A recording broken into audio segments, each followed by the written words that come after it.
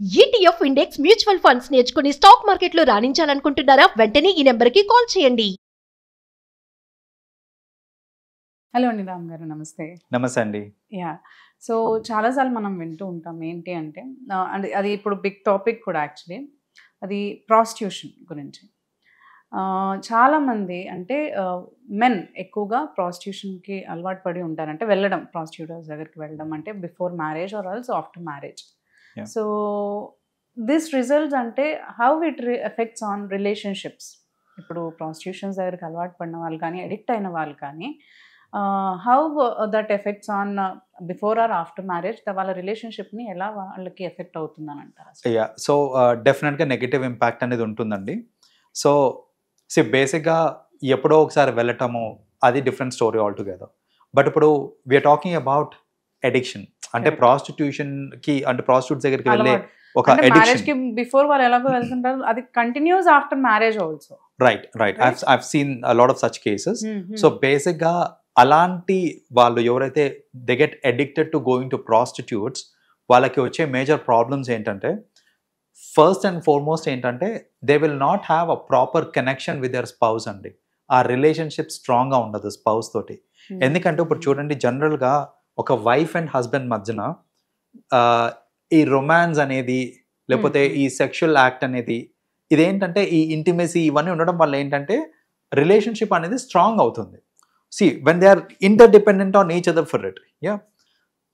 ఇక్కడ ఒక ప్రాస్టిట్యూట్ తోటి, లేకపోతే అదర్ ప్రాస్టిట్యూట్స్ తోటి రెగ్యులర్గా వెళ్తున్నారు అనుకుంటే, ఒక అబ్బాయి కనుక అలా వెళ్తున్నాడు అని అంటే కనుక ఆ ఇంటిమసీ ఇప్పుడు వాళ్ళల్లో తినొకటి అన్నట్టు అయిపోతుంది తప్ప you are no special for me, right?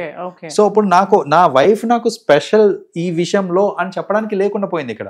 ఎందుకనంటే I go to market, I have lot of people, right? So అక్కడ ఏమవుతుందంటే ఆ పర్సనల్ కనెక్ట్ అనేది రాకపోవచ్చు. That is one most important drawback. అంటే ఇప్పుడు ఈ wife and husband physical relationship మీద కూడా అది ఎఫెక్ట్ చూపిస్తుంది కదా? ఖచ్చితంగా చూపిస్తుంది.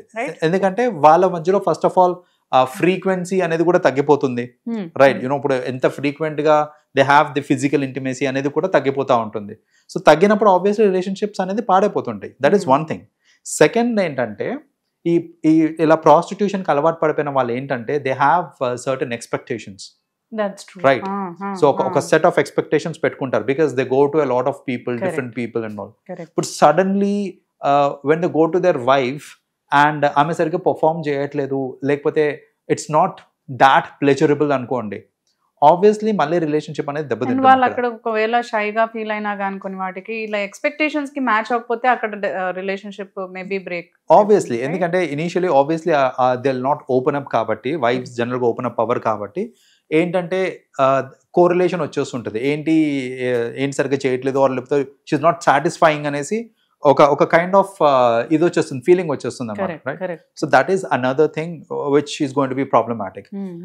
అండ్ మోస్ట్ ఇంపార్టెంట్ ఏంటంటే సెక్షువలీ ట్రాన్స్మిటెడ్ డిసీజెస్ అండి. Like when they go to a lot of people, జనరల్గా వేరే కంట్రీస్లో చూసుకుంటే there are few countries where prostitution is legalised. వాళ్ళకి లీగలైజ్ అయినప్పుడు వాళ్ళు ఏంటంటే ప్రతి మంత్ టెస్ట్లు చేయించుకొని గవర్నమెంట్ ఒక సర్టిఫికేట్ ప్రొవైడ్ చేస్తుంది. ఆ హెల్త్ సర్టిఫికేట్ ఉంటుంది కాబట్టి it is okay to go to them అనేసి ఒక భరోసా ఉంటుంది. ఇండియాలో ఇట్ ఈస్ నాట్ లీగలైజ్డ్.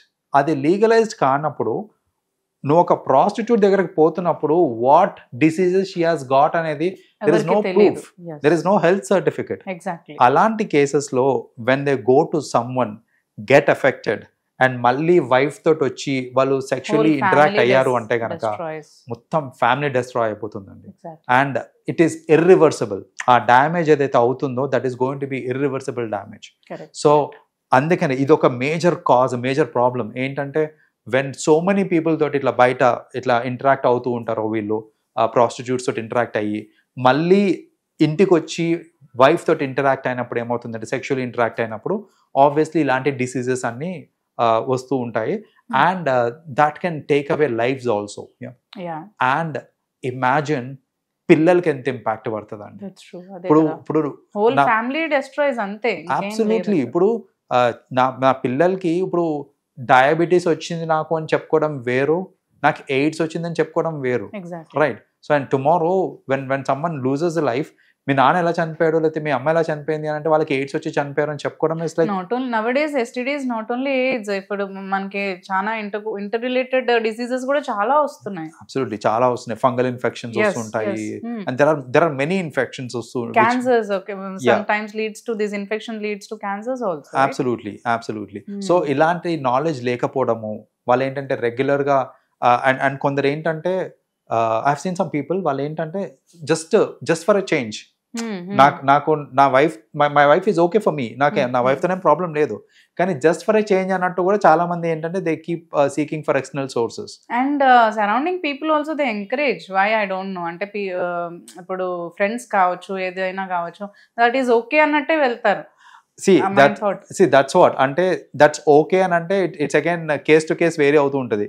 నేను ఇప్పుడు చూడండి బయట కంట్రీస్ లో they say it is okay because obviously they have the health certificate ఉంది, నాకు నీడ్ ఉంది, నాకు నా వైఫ్ నా దగ్గర లేదు, ఐ హావ్ టు గో అని అంటే that's fine, that's your perspective. కానీ హెల్త్ సర్టిఫికేట్ లేకుండా ఒక అన్ఆర్గనైజ్డ్ అంటే this is not a legalise thing in India. So అలాంటి ప్లేసెస్ లో ఇలాంటి రిస్క్ తీసుకోవడం అనేది ఇట్ ఈస్ వెరీ డెడ్లీ అండి. అలాంటిది తీసుకోకుండా ఉంటేనే బెటర్ యాక్చువల్లీ. యూ టోల్డ్ అంటే ఇప్పుడు వాళ్ళకి ఎక్స్పెక్టేషన్స్ ఉంటాయా, లైక్ అంటే అడిక్షన్ అనేది ఉన్నప్పుడు సైకలాజికల్ గా కూడా వాళ్ళపైన ఒక ఎఫెక్ట్ అనేది చూపిస్తుంది కదా. So how if they want to come out from it, husband కానీ లేదంటే హస్బెండే అనుకుంటున్నాడు రావాలి అడిక్షన్ నుంచి అని కానీ, లేదంటే ఉమెన్ అనుకుంటుంది కొంచెం ఇలాంటివి తెలిసి బయటికి తేవాలనో సరౌండింగ్ పీపుల్ అనుకుంటున్నారు, so how they can help అంటారు? బేసిక్ గా ఇక్కడ there are certain things అంటే which they have to understand. Self control అనేది it is very much needed and this is a deliberate act. చెప్పాలంటే ఇట్లా ప్రాస్టిట్యూట్స్ కి వెళ్ళటం అనేది it is a deliberate act. It is not a kind of, ఇప్పుడు చూడండి smoking ఉంది, smoking కి నేను అడిక్ట్ అయ్యాను అని అంటే కనుక fine, I understand that's an addiction. అది లేకపోతే నేను ఉండలేను టైప్ ఉంటుంది. But when it comes to going to prostitutes, it's a deliberate act and that can be very much controlled. So basically దీనికి అలా ఏం ఉండదు అంటారా? అడిక్షన్ ఏదున్నా కానీ ఇంకా నేను వెళ్ళాల్సిందే అనేది ఏమన్నా అలాంటి లీడ్ అంతవరకు లీడ్ చేయదా? ప్రాపర్ కౌన్సిలింగ్ ఇస్తే it is very easy to bring them out అండి. సో ఇలాంటి counselling is important, proper counselling is important. అప్పుడు ఏంటంటే it is very easy to bring them back.